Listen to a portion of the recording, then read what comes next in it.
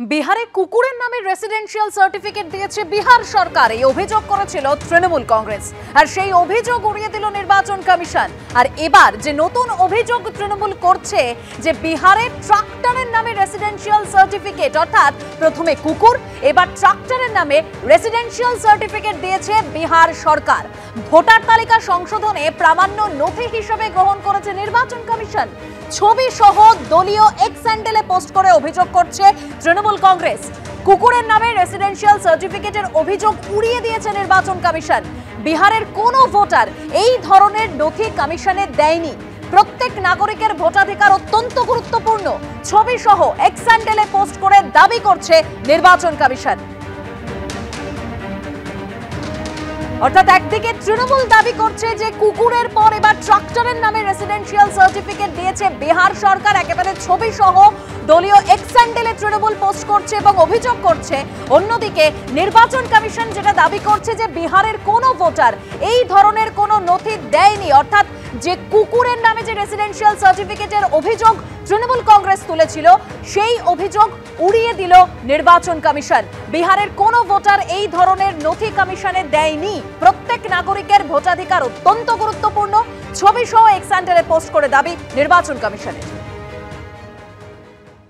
আমাদের এখন 14 সাল থেকে চলছে মোদি হ্যাঁ তো মুমকিন হ্যাঁ। খুবই দুর্ভাগ্য, ইলেকশন কমিশন একটা স্বশাসিত সংস্থা, কিন্তু মোদি হ্যাঁ তো মুমকিন হ্যাঁ সব সত্য হতে পারে, আর সব জুমলাও সত্য হতে পারে। কোনো চাপ নেবেন না। সদনে দাঁড়িয়ে প্রধানমন্ত্রী থেকে শুরু করে সবাই মিথ্যা বলে। এটা যদি সত্য হয়, সামান্য কুকুরের একটা এপিক কার্ড হবে, এতে আর এত আশ্চর্য হচ্ছেন কেন? বিহারে ভোটার তালিকার বিশেষ সংশোধন নিয়ে তোলপাড় রাজ্য রাজনীতি। আর অভিষেক বন্দ্যোপাধ্যায় তিনি বিজেপিকে নিশানা করে বলছেন যে বিজেপি যদি ভাবে এভাবে বাংলার মানুষের ভোটাধিকার কেড়ে নেবে, তৃণমূল তা হতে দেবে না। বিহারে কুকুরের নামে এসআইআর প্রশ্ন তুলে এভাবেই কমিশনকে নিশানা করেছে অভিষেক বন্দ্যোপাধ্যায়। মানুষ যদি ভোট দেওয়ার সুযোগ পায় বিজেপির বিপক্ষে দেবে, কিন্তু মানুষ ভোটাধিকার প্রয়োগ করবে। আমরা এর জন্য যদি আমরা 21শে জুলাইও বলেছি, এর জন্য যদি দিল্লিতে বৃহত্তর আন্দোলন সমষ্টিগতভাবে সবাইকে করতে হয়, আমরা তা অর্গানাইজ করব, মানুষকে সঙ্গে নিয়ে নামবো। কিন্তু একটা মানুষেরও যদি ভোটাধিকার বিজেপি ভাবে যে এসআইআর এর মাধ্যমে আমরা কেড়ে নেবো, আমরা তা হতে দেবো না। বিহার আর পশ্চিমবঙ্গের মধ্যে এটাই পার্থক্য, অন্য রাজ্য আর আমাদের মধ্যে এটাই পার্থক্য। আপনি করে দেখুন না, কুকুরের নামে এসআইআর হবে, কুকুর ভোট দেবে, নিয়ে আপনি মানুষকে বাংলাদেশি বলবেন?